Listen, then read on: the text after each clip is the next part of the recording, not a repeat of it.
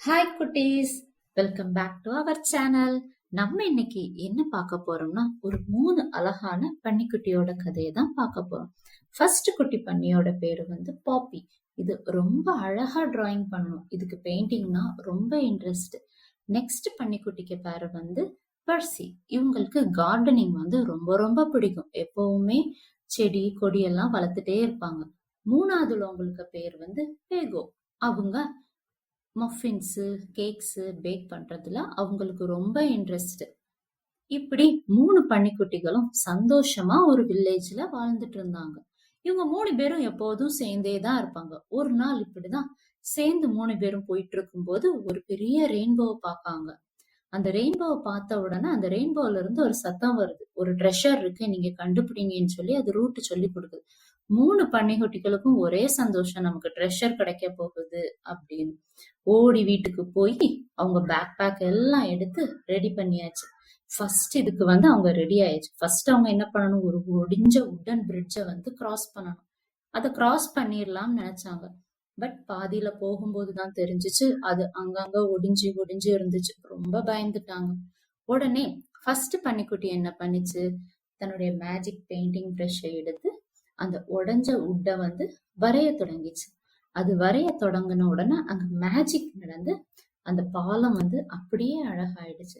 உடனே அந்த பப்பி வந்து தன்னுடைய ஃப்ரெண்ட்ஸுக்கெல்லாம் அதுல நடந்து காணிச்சு. அவனை பார்த்த உடனே அவங்க 3 பேரும் ஃபாலோ பண்ணி சந்தோஷமா அதை கிராஸ் பண்ணிட்டாங்க. கிராஸ் பண்ணி முடிக்கல, அங்க பார்த்தா இன்னொரு மேஸ் இருக்கு. நம்ம இன்னொரு பன்னிக்குட்டி தான் கார்டனர் ஆச்சே.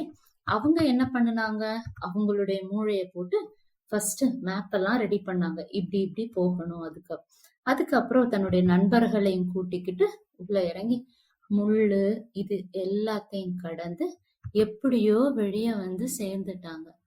வெளியே வந்து சேர்ந்த உடனே கொஞ்ச தூரத்துல பாத்தீங்கன்னா 2 பன்னிக்குட்டிகளும் ஒரு குட்டி ஃபாக்ஸ வந்து மீட் பண்ணும்.